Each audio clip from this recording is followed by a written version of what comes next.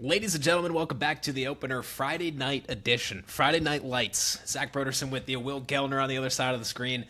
Lot to cover today. I'm really looking forward to this episode. I feel like we're due to just talk about the team. Like so many things have happened between drafts and trade deadlines, and it's nice to be, a big part of the season, like huge part of the season.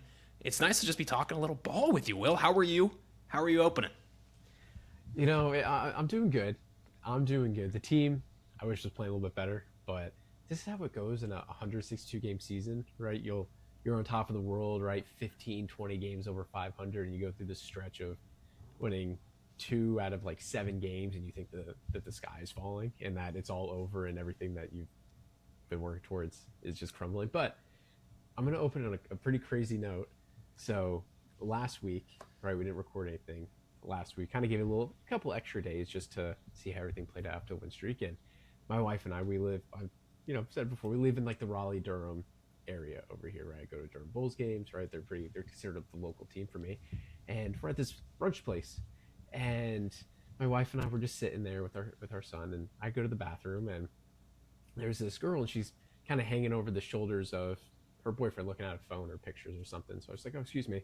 And I walk around him, and I go to the bathroom. And as I'm walking back, she's still kind of over it, but I clock who the guy is.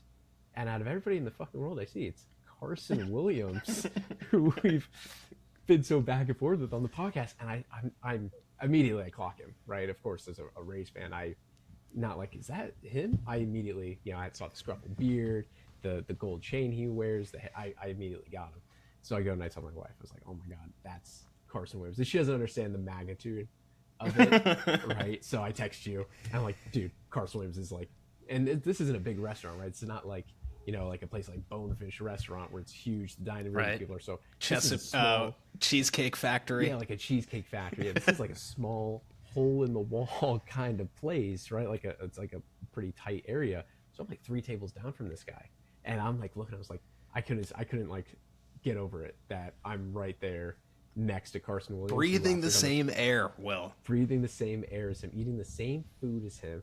And my wife's like, you should go say hi, like you should maybe take a picture with them. But that's not my style. That's not my thing, right? Like, I wanted to be like, hey man, nice bomb in Sacramento the other day. But when I saw him, we locked eyes as he was leaving. I kind of gave him a nod, like I knew who you are. Wow. And did he know who you were?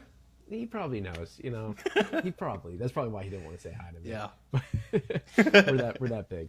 But, I was like, this is crazy. So after being so back and forth, right, saying the good, the bad, the ugly, and then Carson. Yeah. And then also, I think it's maybe Starstruck or something. I'm back on the Carson train. The guy, MVP, he's amazing. Platinum Glove winner. He's the best. He's the future of the race. Look, you got to stand on business. You got to go up to him and say, look, we need you to make some contact, okay, in the zone, on breaking balls. Yeah. Like, that's what, forget the toast, forget the eggs. I didn't even get to high school baseball. I know you don't know me. But listen, man, this is what you got to be doing with your swing. Yeah. Like, this is how you got to approach it. Don't listen. You know the guy on our... Listen to this random guy at this restaurant. You ever heard of Yandy Diaz? Watch what he does. Do that. Yeah. That's what we're looking for. Pete Rose. You should watch Pete Rose clips and just... Pete Rose that's like saying, don't change your swing. It got you to the majors. You should do that, man. It's Pete Rose, right? Yeah, that's like me saying that Chandler needs to watch Ichiro tape like over and over, as if like Chandler, we'll get to him. I mean, he's been excellent. He's got like a 375 average since middle of June, something like that. Yeah. So he's turned it around. We're going to talk about a lot of things with the team. We're also going to talk a little bit of stadium, and I might just roll this out right in front, just knock this out real quick before we get into baseball, because things are happening. Good things seem to be happening. I think you and I both have been fairly optimistic throughout this process. There's been a lot of negotiating tactics, right? The city of Tampa especially did not want to ante up as much money as was initially proposed by the Rays. Of course, like, it's negotiating. Like, however you feel about public funding for these projects, I mean, it's become very common. And the deal here is not just the stadium, okay? If it's a public funding of just the stadium, the research shows that could be a loser. You have to remember this is a real estate move by guys who are in real estate, and they want to own a whole area around it, produce tax income, tourism, and like, are we forgetting about the fact that we are all Rays fans and we want to have the best experience possible at a Tampa Bay Rays baseball game? I think this might help us with that, right? And get the most people in there that we can. So anyway, that off my chest. So we kind of went into limbo for a little bit. Things were happening in the background. We know that the new owners hit the ground running on a stadium. Will, that was like page one, day one for them. They said, Eric, Kevin, Kyle, Snyder, you guys take care of the team. We're going to work on the stadium. And it seems like both sides of this are doing their job pretty well, because we got some news today. This is pretty hot off the press, updated as recently as about an hour and a half ago from Bay News 9. City of Tampa and Hillsborough County have reached a tentative agreement on a plan. So, it's not an agreement yet. Tentative agreement on a plan to fund a portion of the Tampa Bay Rays' proposed $2.3 billion stadium. This is coming from Mayor Jane Castor, who's been a champion along the way here. Important note, the City of Tampa and Hillsborough County, both parties are getting on board here. There's going to be a vote with the city Thursday, August 27th, and a vote with the county Friday, August 28th. I mean, this is a week away from potentially having, whatever you want to call the forever home, all the different, a new stadium. Let's just go with that. I'm not going to go too much into some different details. I'll just say some things for the record that Hillsborough County will contribute about $800 million. I think the Rays number was 1.3 billion. I'm pretty sure was the Rays ownership group. The City of Tampa was the group that just did not seem to be on the same page from the beginning. And the initial deal was for them to fund $180 million. That's been knocked down to $80 million, with the Rays ownership group taking on, the rest of that. They've changed some of the details of how that's going to get funded, the certain like tax codes and whatever, tourism taxes and things like that.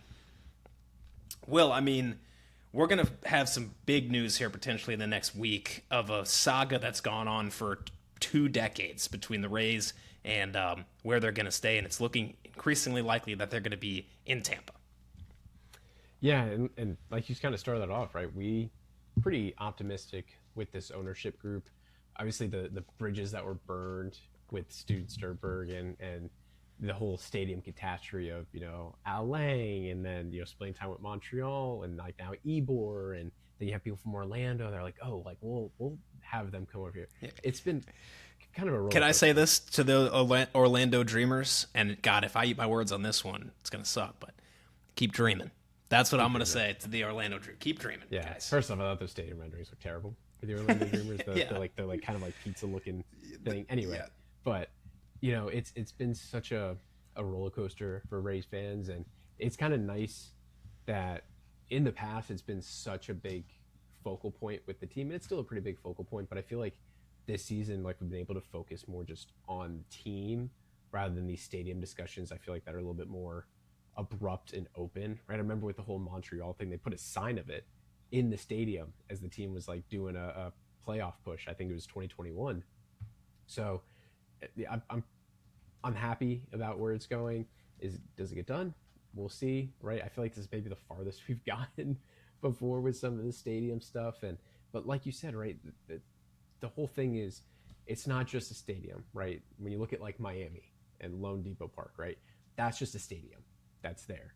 But what the Rays are doing is, hey, this is a multi-use venue, right? Yes, we're going to play baseball here, 82 games plus postseason, but we're also going to do concerts. We're going to do events, graduations, sporting tournaments, other settings like volleyball or something they picked. But then you have the area around it, right? You have the Hillsborough Community College School. You have the offices, the businesses, the restaurants around. So they're not just trying to look for funding for a stadium. They're looking for it's a whole development project. And I think that's been what's probably been able to move the needle, and also just the negotiating, right? Hey, like, you don't want to use it? All right, fine. You don't have to use as much money. We'll front a little bit more money. How about that? And kind of sweetening the pot back and forth with each other. But yeah, it's getting exciting because I feel like it is getting close to a final resolution. Like, if we're going to get a stadium, like, it feels like we're right there. Like, this is the last hurdle before shovels are in the ground and we can start looking ahead.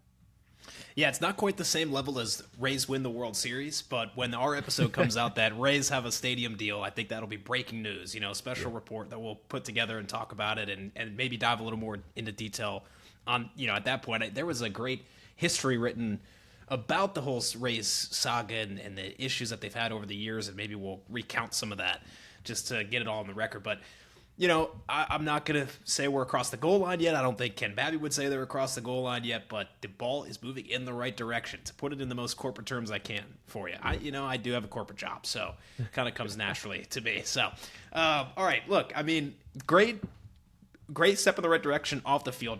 Some steps in the wrong direction on the field. Last time we recorded, the Rays were on a 6-0 road trip that they ended up going 9-0 on after taking care of business in one of the most fun series of the year against the Athletics. Just literally a little bit of everything. I mean, you even mentioned Carson Williams' home run. So, like, when you're getting that far down the list of what could happen here, usually good things are happening, That was off a righty on a slider away, by the way. So, yeah. So, the power's not the issue. I don't think this is going to be much of a Carson pod, but just kind of sums up how great that was. And then I was texting my parents and my sister who live kind of near the Tampa Bay area. I was like, you guys need to go to a game during this Orioles series when they come back home because the Rays are just scorching hot right now. Yeah. And we get swept at home. Almost. We salvaged one game out of it. It was a 4-game set. Thank you. So we salvaged one, but it was a gentleman's ugly. Game. We could call it like that. Yeah. It's like a thanks for the one, guys. Thanks for keeping us, somewhere above water. And then and the Orioles have just not really been that good, and they sold at the deadline. And it's like, gosh, that's a gut punch right there. Then you get the Blue Jays in town, lose 2 out of 3 there, and the offense just has looked cold, And I told you in front of the pod that I'm not going to get too frustrated with this because I've probably followed along the whole year. I can get highs, get high, lows can get low. That's just part of the fun, honestly, of being a baseball fan. But to me, it doesn't quite feel like the sky's falling at all, honestly. We're still in first place by 4 games, and, we have a 100% chance to make the playoffs. The important thing for the next month and week or so, I think there's 35 games left or something along those lines. The important thing is to get that first place. You got a 4-game lead right now over the Yankees, 8 over Boston, who are no longer playing record-setting ball. It's kind of us and the Yankees, in my opinion. Like, can we just keep them at arm's length for long enough? And I will put my neck out there and say, yes, I think we will win this division. And I think we will keep them at arm's length. I want your thoughts on that. And then I'm going to add a couple reasons why after I hand it over to you. Yeah, look, I mean, the baseball that's being played right now, it's just not the baseball we've seen that the Rays have been playing all season, right? The timely hits aren't there. The pitching, especially the bullpen. You look at this last home series, I don't think a pitcher went into the 5th inning of our starting pitchers, right? I think they were all going 3 2/3, 4 1/3. Maybe some went into the 5th, but I don't think anyone finished 5 innings. So the bullpen's taxed and depleted, and they're not going to perform as good. I think Ian Seymour was able to go yesterday a little bit deeper, which was probably like a nice relief for him a little bit. But you kind of just look at how the rest of the season will play out, and especially when you kind of look at schedules. I agree. I think the Rays can still win this division. I think they still will win the division, but it does kind of get, it's just how baseball works. You get a little, sweaty hands when you start looking at the standings in the middle of August, and, you're kind of slumping and the team behind you's not, and they're 3 games back of you, and you see a 4-game set come with them at the end of the season, and you start to count wins at that point, right? You start looking at what's the magic number? Hey, how far do we have to be ahead of them to be comfortable? I think the Rays are going to get back on track. In their defense, for some reason this year, I don't know what it is, the Orioles just, excuse my language, beat the shit out of the Rays this year. I have no clue why, what the reason is, but for whatever reason, the Orioles this year just scudding the Rays. They just know how they're going to pitch to them. They know how to pitch to them, and they just can't find anything going against the Orioles, right? So, and that's going to be the same for not as much the Blue Jays. The Rays are doing pretty good against the Blue Jays, but if the Blue Jays don't have a guy named Alejandro Kirk in their lineup, the Rays usually win, and when he's in the lineup, the Rays usually lose against him. So I'm still feeling fine. I don't know if we even play the Orioles for the rest of the season after this series with them, but I still think the Rays are in a fine spot to win the division and for the rest of the season. Yeah, maybe we'll look ahead a little bit. I know we finished the year with against Philly, which just is like Yeah. potential World Series type matchup. Hmm. Yeah. So here's a couple things I want to talk about that go in the Rays' favor. Shane McClanahan is gonna hopefully be back into full swing Hmm. by the end of this year. Griffin Jax is taking strides. He's not going to be out for this whole year. It might be a surgery in the offseason deal. I don't know, but it's Yeah. he should be back in the rotation, and he's been great as a starter. Unbelievable turnaround for him. Okay, Manrod is in Baltimore, set to join the bullpen, so you're going to get a little bit less of a Chris Roycroft, and you're going to get a little bit more of a Manny Rodriguez. I mean, you need guys to eat innings. That's I Right. think Steven Matz is like sadly kind of like that's now going to be kind of Yeah, lowest guy on the we kind of totem gave pole. Steven Matz his flowers, I think, in one of the first couple episodes. Yeah, He we was might have. pitching pretty good. I don't know. I mean, you can tell how much it means to him, and how frustrating it is his reactions to home runs he's given up. I mean, like there's a man in there that wants to be a part of a winning Rays team, and I know Yeah. it's eating him up that he's not contributing lately. Just trying to level with him, but the fact of the matter is not pitch well. And he was so good with Boston, and was it St. Louis, maybe St. Louis and Boston last year? He split time, Yeah, got I think traded it at the was St. deadline. Louis. Yeah. Yeah, I think he went to And he Boston at the started the deadline. season before he went on the injured list. He did. Started the season really good. He did. He did. Yeah, we haven't seen that much of his curveball. Is that right? I might not. I could be wrong, but I feel like we haven't seen much of his curveball, and it was a lot of sinker curveball for him when he was succeeding last year. That was out of the bullpen. I don't know. So you got a few of those things. Here's the other thing too. A couple of your key guys have been kind of slumping. Yandy seems to be turning the corner. Aranda's not been great lately. We also saw some first base metrics. Some of them are, okay in his favor, but some of them also are not great. He's not one of the better defensive first basemen. We know that. It's all what I'm trying to get at here is kind of feels like this is our lull and get me towards the beginning of September and we start to peak back up again. My concern is, do we start to peak back up again a little too early? I'd almost rather a slump like first, second week of September, and then you peak as you're going in the playoffs, because it's so much about who's hot when you get to the postseason. So, like, you got to try to time this right. I think the Rays are doing that with some of the moves we've made, like resting guys in the bullpen, bringing in lower leverage relievers when you're down 1 or 2 in like the sixth, and then all of a sudden you're down 4. But like it seems like they're kind of playing the long game. So Yeah. I'm not worried at all. I think we're going to win the division, and then let's see what happens from there. Yeah, I think what they're trying to do is, because they know, right, they're going to make the playoffs. If they don't win the division, then the first wild card. And normal, like, you want to win the division, you want to get that, especially in the AL East, whoever wins it gets that bye. It's going to be the number 1 overall seed.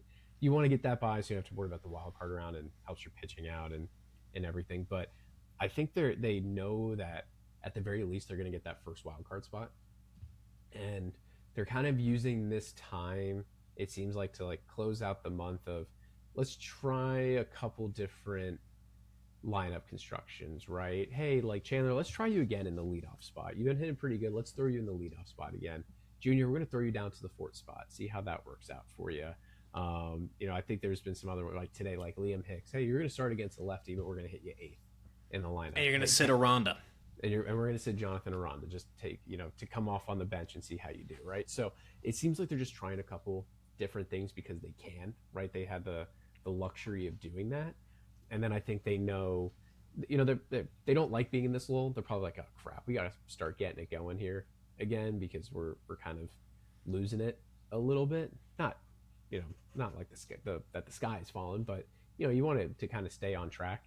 But you kind of look at their schedule for the rest of August, and there's some teams like Detroit is kind of on that surge, and it's weird to say that for an American League team because it's nothing like amazing when you look at them. But then look at the Padres, but then you have the Mets, the Rangers, the Braves, the Astros, and then Athletics in Boston, and Yankees and Phillies. So that's your kind of rest of your matchup. So you kind of see like just trying some different stuff right now, because you would think that you could probably make something happen against those. But yeah, I mean, the big three is the Rays live and die by the big three. right? That's just how it is. And Yandy has turned around.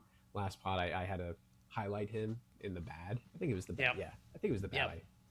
So yeah, so he started to turn around, which is great.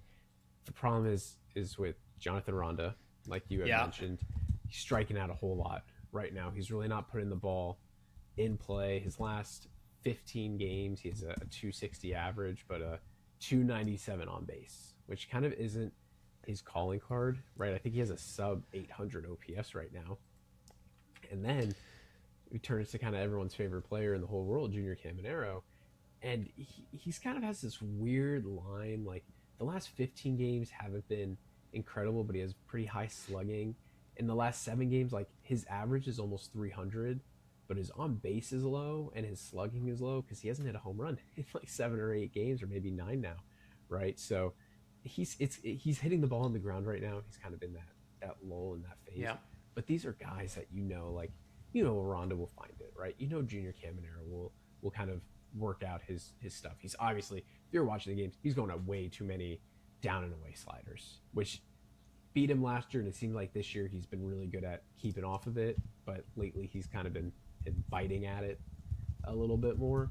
So you kind of expect that these guys are going to get together and figure it out and keep it kind of rolling again. But yeah, right now that's where, those 3 guys, when they're struggling, the rest of the team is going to struggle. It's just how it is.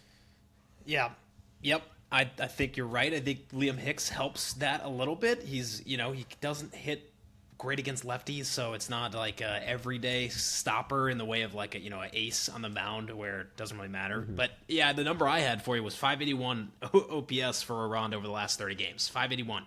That's just not like him, and hopefully he can reset. And like I said, let's get this out now, guys. Like, let's get it out now. Let's turn the corner. Second week of September. I want to see us churning again by that point. I know that seems like a long time away. You were starting to talk about the upcoming games and series, so just like kind of want to run through some of these again. You get the Tigers, you get the Padres.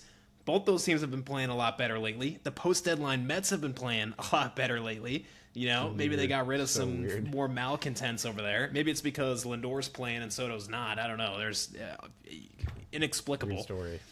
Yep. We are going to be in Texas for that Rangers series, so we'll get some, in-person, reporting going on for that. Very interesting. Like, I don't love going to Texas. I don't love that. I have PTSD. Then you get the Braves. Yeah. So, like, I haven't really had a break yet here. I mean, I'm counting the Mets, you could say, as a break, but like I said, they're playing a lot better lately. Right. With Kodai Senga as their closer, by the way. Yep, same thing with the Tigers. Then you get the Braves. Then you get the Astros at home. Then you get the Athletics at home. I'd say that's the one break. Like, they're bad. Just no other way to put it. And they're very injured. We saw that in Sacramento. Mm-hmm. And then you finish the year, Red Sox, Yankees, Phillies. And that's a 4-game series with the Yankees, including a doubleheader in New York. It probably will be a sprint to the finish. That's the way I'm looking at this. Yeah, I mean, it really will be, right? I haven't looked at the Yankee schedule, but they're in different situations, right? Rays are, hey, we have this division lead. We could try some different stuff, but you don't want to take your foot off the gas too much. Compared to the Yankees, they're trying to catch the Rays, and Yankees are playing good ball right now, and that's before Aaron Judge comes back. I saw a report Aaron Judge had cereal without any pain or discomfort, so he should, start baseball activity soon. That's a joke, because I see all these updates. Aaron Judge picked up a baseball bat today. He had no pain. That was the thing that they actually. I'm pretty sure they actually said that about Stan, that he couldn't eat cereal or something. That's how much his. Yeah, I think that was a real thing. Oh my god. Yeah. So, right. So this Yankees lineup they're playing pretty good ball right now, and that's without Judge, and Stanton doesn't have to play the whole season. He can come to the playoffs and he's totally fine. He's just been around the league that long. But they have a little bit more urgency on him right now. And if they do catch him, it is those 4-game series. I even see that the Rays doing this when they're in Boston, right? But that 4-game series with the Yankees is 100% a playoff atmosphere kind of thing, right? The Rays are there to sweep that series. And the Yankees are trying to do the same thing, right? It's going to be the most optimal lineup going out. Bullpen options, right? You might see Brian Baker or David Bednar get a 6-out save in one of those games because these are the most important games that they play. So it is an absolute race to the finish. And then, like you said, there's some other teams that are surging in playoff spots still, right? You have the Astros that are leading that AL West. You have the Rangers that aren't too far out of the West, but also going for a wild card. Same with the Orioles, who were just lost to today. Same with the Tigers are starting to make that little push also. So you have all these teams that have this hope for a playoff, and they're not kind of going belly up and letting teams walk over them and trying all these new guys to see what they have next year, because they are still trying to win these games, because in a poor American League, they still have a real chance. Everyone thought that the pack was probably going to separate a little bit, right? Some teams like kind of look at the National League, and those have all separated. And that hasn't happened in the American League. All these teams have just been kind of fighting with each other all season long. Yeah, I think couldn't agree more with everything you're saying there. It's going to be a really tight finish. So let's go through some of the guys. I don't know how much to add. We've covered like Aranda Jr. Chandler's been exceptional. Yanni's turning the corner. Pitching side of things, a little bit of lull there. I mean, I would say, frankly, Nick Martinez was due for kind of a dud. Pushes his ERA above 3 now. First time we've been there this season. Wow. I'm pretty sure. I think he got right out of the gate. I don't think he's ever been above 3. I don't think he has either. Yeah. Yeah. So him and Rasmussen neck and neck. So I think you go to the playoffs. You go Ras 1, Martinez maybe 2, could be McClanahan, and then Jax is in there. 3, something like that, and then you mix in Freddie Peralta, and then you go from there. I think that's what you're looking at. Maybe we could talk a little about Freddie Peralta. I was surprised to see the reports that they are really working mechanically with him. They're not messing. They are messing with his change of usage a little bit, bumping that up, but they are trying to get him to be faster down the mound and to get further down the mound to get back to that extension, because the fastball has not been playing the way that it used to for him. You could see in the Orioles game that happened today, first game of this series, you could see when he got that fastball up, a lot of swing and miss on it, a lot of chase on it. When that fastball is not in the upper third of the zone or above the zone, it's getting whacked, and they're sitting on it. Like the first 2 pitches of the game, there was a run on the board. It was back-to-back fastballs, and you got Pete Alonso. Unbelievable. Like, he's like a cartoon character. That guy's unbelievable. And he's just hot as all get out right now. So he gets you early. But yeah, I'm optimistic about Peralta. I don't think it's going to be prime Peralta, but at least it's a healthy arm that's going to be there that I think will be average when you get to the playoffs. And that's all right for your 4th guy, maybe even 5th guy coming out of that rotation. Yeah. I think it was you who mentioned his extension on a previous pod of his extension with the Mets. It shortened his extension there, and that the Rays were probably, that was going to be the first thing that they looked at, his extension and getting further down the mound. I noticed that also. I saw a video on Twitter, X, whatever you want to call it, and the Rays do this a lot with their pitchers. They love doing this of, hey, screw the windup, just go right out of the stretch. Yep. Just go out of the stretch. They did it with Tyler Glasnow. They did it with Drew Rasmussen. I feel like maybe they did it with Griffin Jacks. I think they did it with Griffin Jacks also. That one I might not be Nope, too I'm sure. pretty sure you're right. Freddie Peralta. And there's all this, sometimes it's just wasted movement for certain pitchers. I don't know if it's their heights. I don't know if it's their stuff and how it kind of, how their metrics work out. But it's almost like you don't need all this extra stuff. Just set yourself and throw. And it works out for all these pitchers. And I don't think Freddie Peralta has had a bad stint with the Rays.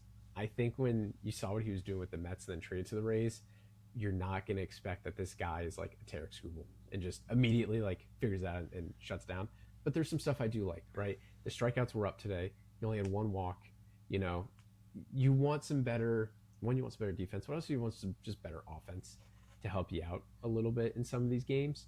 But overall, I kind of like what I'm seeing for a back-end starter guy, right? Like, the Rays weren't trading for an ace because they didn't need to trade for an ace. They traded for a guy that, could fill innings for them, right? And has playoff experience.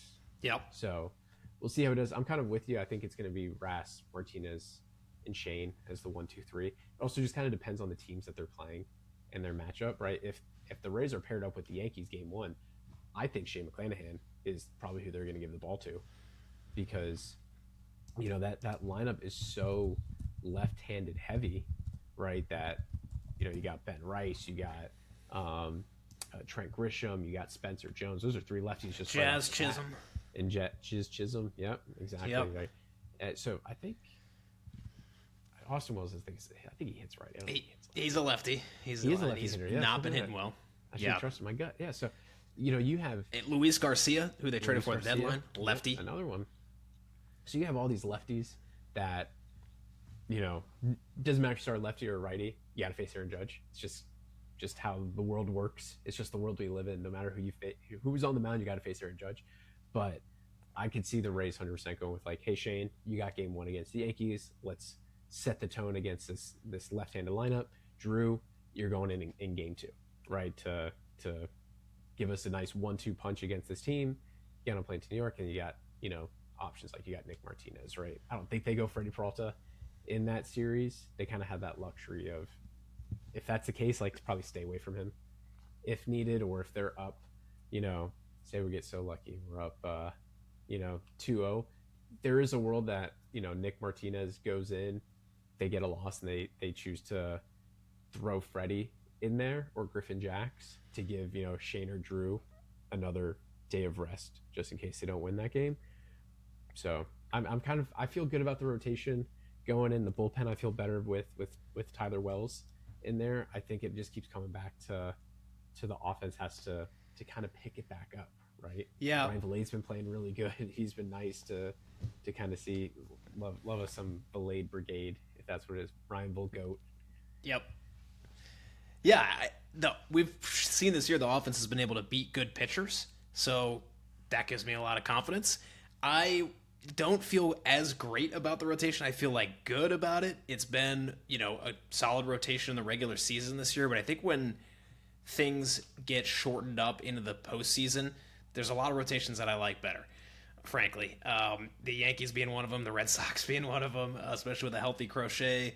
Free did go down again, I believe, which that changes a lot of things. Great lefty, and that's for that just something as game to game and simple as this is, if Free somehow doesn't pitch, all of a sudden that frees up a guy like Liam Hicks. That's one less day where he's facing a lefty, right? And so that's a big difference game, between the lines, right? So yeah, I was just looking as you were saying that McClanahan versus lefties this year, 482 OPS against lefties, 636 against righties. So he's actually been pretty good against both. But good? Yes, it is very good. And so I think you're onto something there. You could see. I still think Rask gets game one. I really do. Just you got to go with your guy, opening day starter, career 2.8 ERA, whatever it is.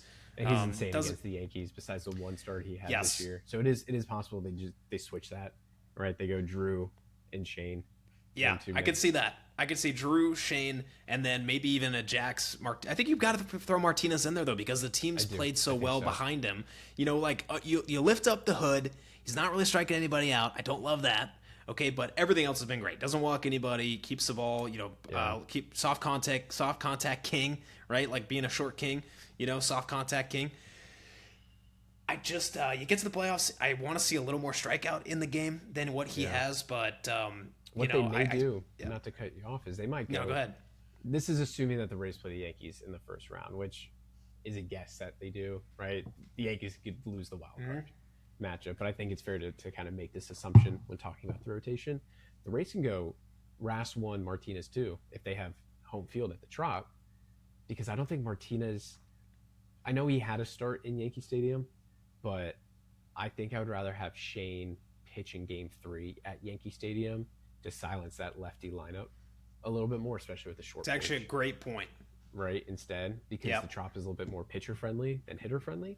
So you kind of throw Shane on the bump in game 3 in New York to mitigate those lefties doing damage. Again, got to face Aaron Judge still. So that's still the kind of threat in that lineup. But you're talking about an Aaron Judge who's a superhuman, but is injured all year. And we don't know when he's coming back.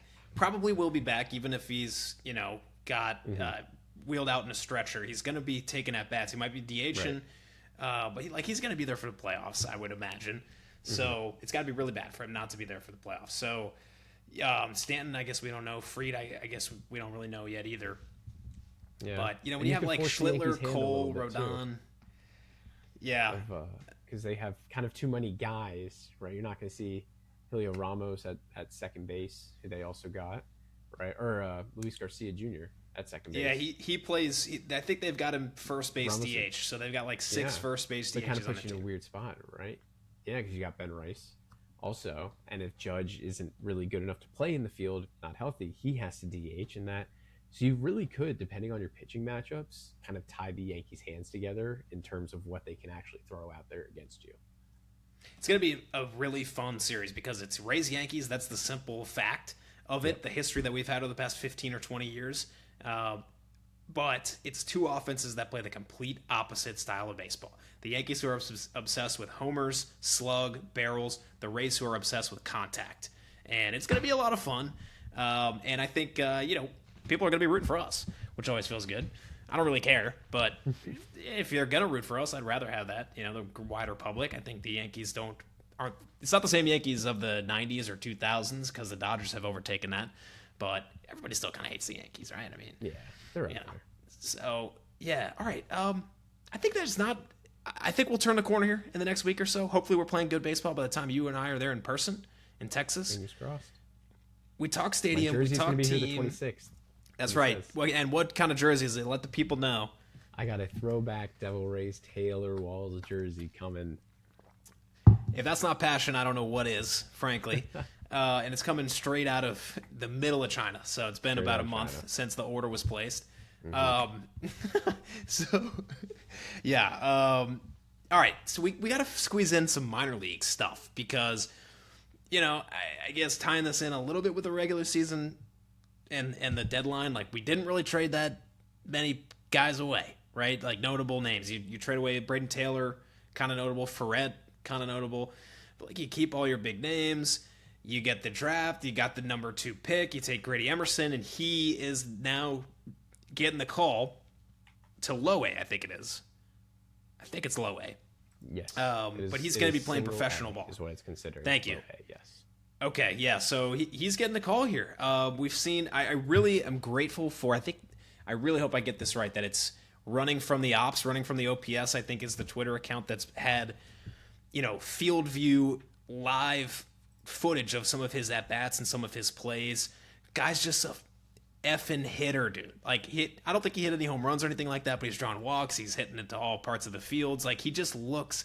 The swing, the lefty swing, man, like it's like a moth to a flame. I'm looking at it. I'm like, this guy is gonna be a hitter. He said he wants to be in the big leagues in 2 years. Yeah, and he's more mature than I am, and he's probably 10 years younger than me. And so, just the way he talks, you get me in front of a camera, gonna be a lot closer to Peyton Tolley than it is to Grady Emerson. So, all right. Give me your thoughts on Grady because, man, what an exciting... It's going to be a lot of fun the next couple of years watching him.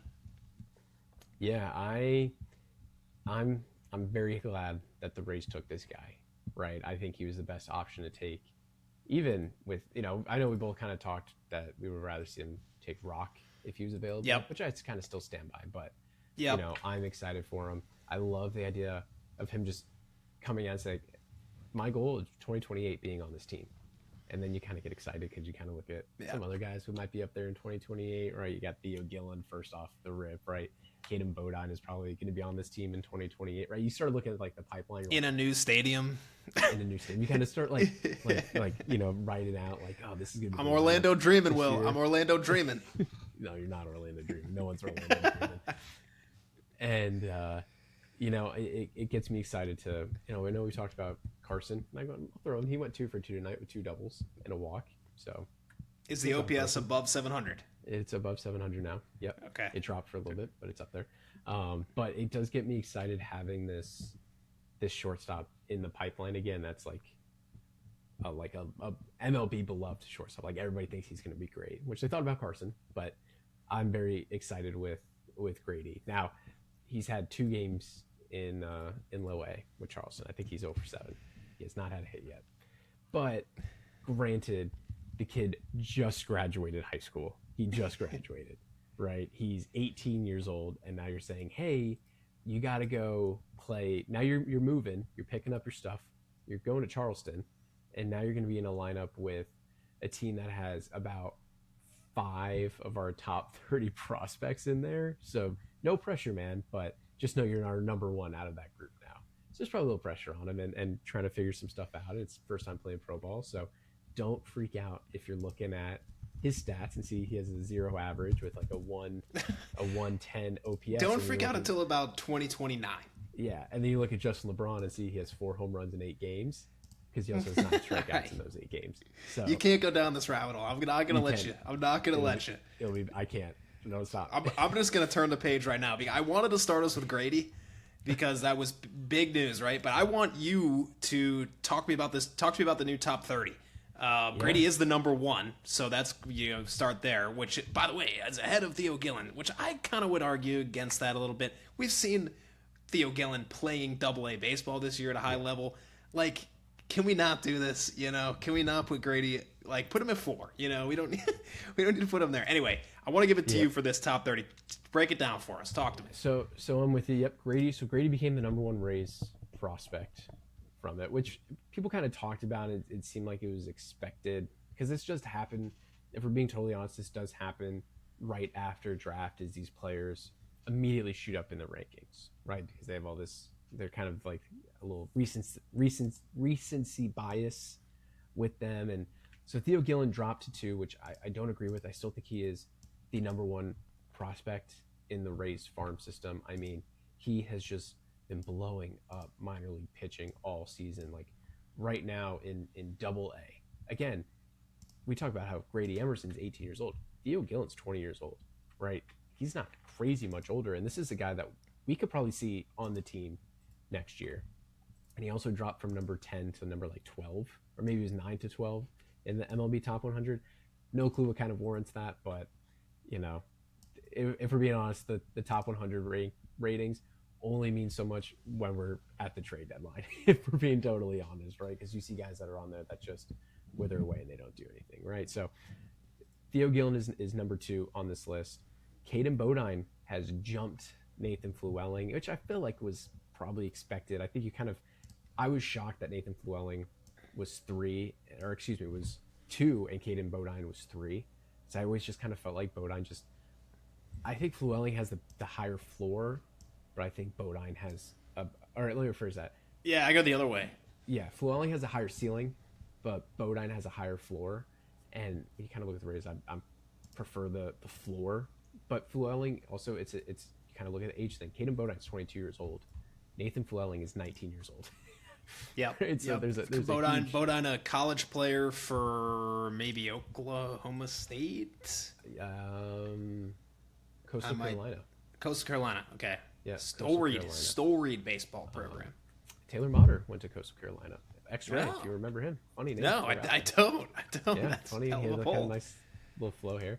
What is kind of interesting, if you look on the MLB prospect or pipeline, they actually have Nathan Flewelling as a 2028 ETA and Caden Bodine as a 2029 ETA. Yeah, I don't know. I don't really understand that. I feel like that's just mixed up. But Caden Bodine, I think, is number 51 in the top 100. Nathan Flewelling's not far behind. I think he's around like the 63.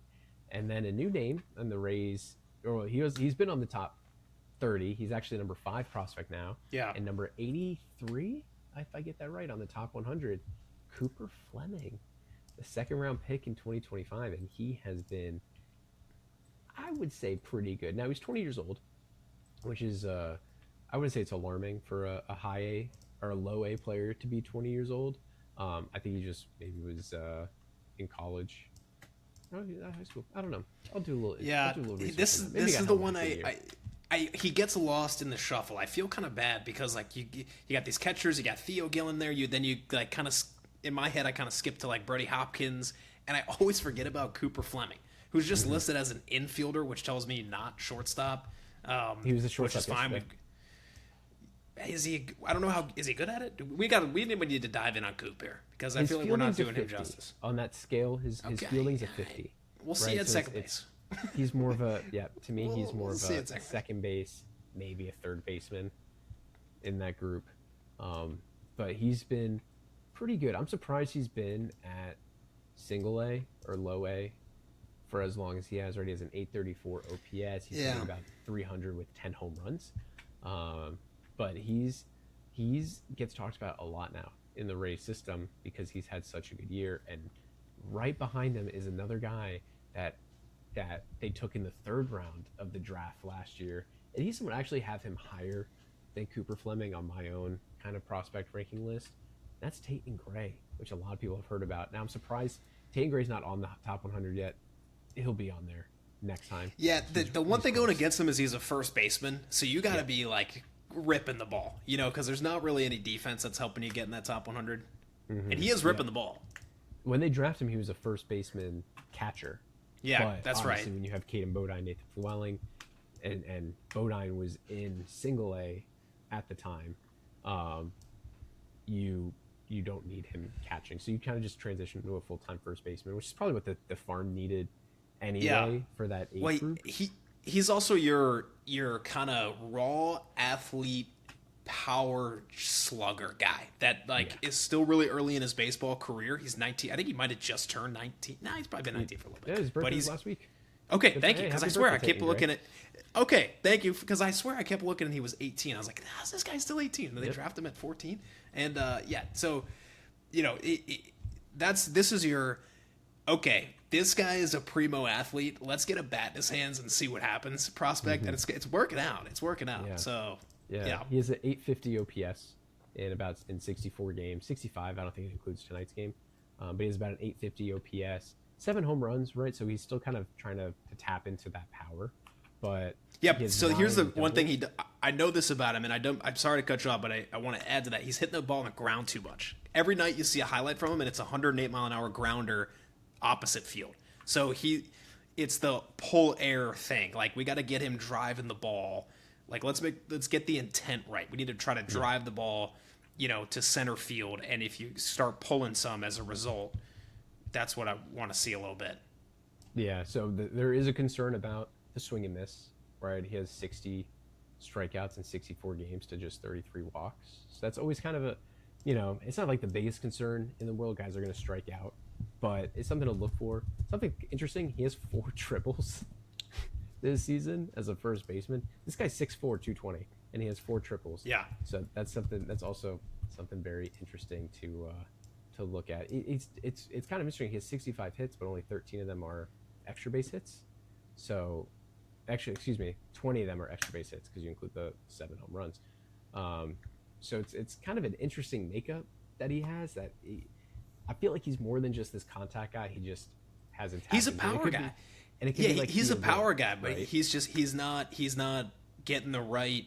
I'm not technical enough to know if it's approach, if it's the pitches he's swinging at, or what. I'm not going to say that I've watched every one of his games. I haven't watched like one, but I'm just looking at the profile, and it's 28th percentile ground ball rate, as in like bad, and 37% pull air rate, as in like bad. So he's not getting to that power, is what I'm trying to get at.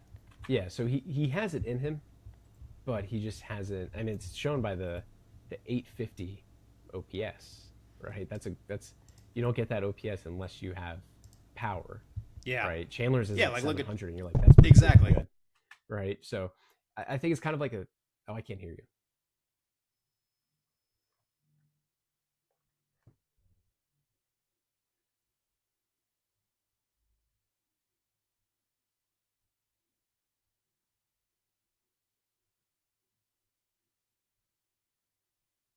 I can't hear you. I muted myself. Muted myself. A lot of people have been wanting to do that to me. I just did it myself. I would say we needed a Chandler check on the OBP. Oh yeah. And 336. I thought we might have been pushing that 350. We're getting there, William. We're getting there. Hey, he's had a good month. He's making that push. But what I was trying to get at is I think Tayton Gray might have a similar Theo Gillen power emergence. Right, Theo Gillen last season only had 5 home runs, and now he has 21 home runs. It just kind of happens with age and development. You have to remember all these guys that are in single A, almost all of them. This is their first like pro season right? So some of these guys, if they were just drafted, like they just finished like taking their finals for like geometry or algebra or statistics, and then said, "Hey, Right. you got to go to Charleston and play some baseball now." And you're like, oh, They just finished having ChatGPT write their final. exactly, and then having to throw the NAI checker that kids use nowadays. You, So you can't use ChatGPT in the batter's box. no, Last I checked. you can't use ChatGPT in the batter's box. Put that on a T-shirt. There you go. So to kind of round out the top 10, so that's always kind of what you look at is Brody Hopkins is 7. He's off the development list. He came in for 1 inning, almost like a closer role or something, or just out of the bullpen. Gave up 2 walks, gave up 2 hits, 3 walks, and I think like 3 runs because of the walks. So the walks are still a problem there. Jacob We'll Melton see you is next at year. 8. He's been on and off the IL this season. I think if he could come off and in the next like 3 days, that he has a chance to be a September call up. But if not, he's probably not in the cards this season for him, and they don't want to like pick up his service time clock. You got Austin O'Vern, the second highest rated prospect from the Shane Baz deal. He's still looking pretty good. I'm surprised he wasn't a name that got traded. But in 60, this is crazy. In 61 games with AA Montgomery, he has a 960 OPS, 15 home runs, a 395 on base percentage, and a 309 average. Like he has 48 stolen bases. I'm sorry, can I say that again? He has 48 stolen bases. That is crazy. I'm surprised I think that's good. 9 on this list, and I'm surprised he wasn't a name that was traded at the trade deadline. And then to close out, number 10, Ty Johnson, who we're probably going to see in that September call-up as a bullpen piece.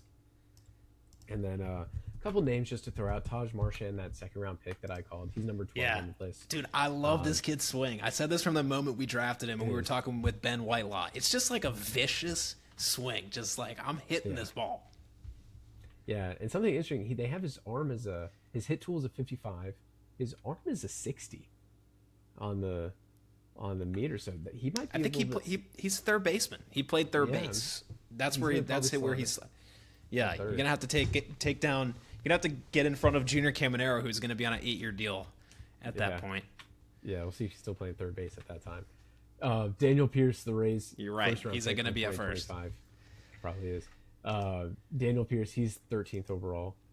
Slayer DeBrun, 14. He's kind of dropped. I think Slayer DeBrun started at like 6 or 7 this season, and because of just injuries, he just hasn't played. Yeah, so since at least he's playing now. You can't keep him up, but he's looking okay. I mean, he has a 280 average, 780 OPS. Hasn't gone yard yet, but that's okay. But I like what Slayer DeBrun is doing right now. Ben Blair, one of our draft picks this year, is at 17. Trevor Harrison, I think, was no, he wasn't a draft pick this year. Gavin Geese, he is number 26. And then I think there was one more. Where's the big fellow? Where's Colin Bland? Did he make it in here? No. I don't think he did. No, okay. No. That's who I was looking for. And then another guy, an interesting name, and this guy is kind of what's keeping Grady Emerson from getting reps at shortstop during the River Dogs kind of playoff push, is Andremi Antunes. Never heard of this guy in my life. And he is the Rays' number 19 prospect. And he's a 260 average, an 830 OPS, 3 home runs. Kind of an interesting guy to look at. Now, we might have to learn. We might have to research up on Adriemi. Adriemi. Yeah, Andrew. And I can't believe there's not a tilde on that end. Yeah. You know, I can't believe it's not Antunes. It's like Antunes. I wonder where he's from. Trey Morgan's still hanging on. He's 29 on the list. Homer Bush Jr. is no longer a top prospect. Jod Hare, Aaron Namo is 20, and Xavier Isaac is 18. Those are like kind of the most notable names I'd throw out there. Antunes signed out of Venezuela for $300,000 January 2024. Knee surgery delayed his push to prominence until 2025. So I think this is kind of his first year playing, pro ball. We might have to do a little. We have to learn up on him. By the way, if you could use ChatGPT in the batter's box, Taylor Walls would have done it by now. It's true. Just saying. That's Florida State. If he's a Gator, he's studying. All right, look, All I mean, from I the think brain. we touched them all, Will. Pun intended. We touched them all today. Yeah, I think we'll be back in the next week or so. We're going to be in person together here in Texas. So we're trying to about put something weeks. together. 2 Yeah, weeks it's from coming now, up from quick. Today, we're gonna be in Texas. We might have a little live opener pod. We'll see. Yeah, we're working on some things. So yeah, appreciate everybody tuning in. I want you to close this out if you could do that. I'm closing out with some wise words I was given by you today. After our boy, maybe not our boy, but a boy, Kenny Piper went yard. Can he Piper? Yes, he Yes. can. Yes. He can. He answered that 410, question. First home run of his career. What a guy. And then he threw out a runner the next day. Hey, we might have lost today, but we verified that he can Piper. Yeah. I was floating for about 10 minutes. That was unbelievable. Like, when I start texting all caps, you can picture me like hovering around my apartment. It's like the SpongeBob. That's what's meme. happening. He's got the headphones in. He's like floating back. He's Yes. he's floating. And like Brad Kenny Pitt in Piper's like- F1, he's flying. Dude, when he was rounding first with that big smile on his face, I just like, this is why we do it. You know what? Fuck the World Series. Let me get Kenny 35 Piper's Kenny all Pipers. Yeah, exactly. All right, man. So he can Well, Piper. Yes. Yes, he can. We now know. And I think he might be part of that. He might stay up for September Cubs. That might be the play. Might keep him up, bring a pitcher. Could be him. We might be looking at it. All right. Good stuff. This was the opener. Will and Zach signing off. We'll catch you soon. Raise up. Peace. Raise up.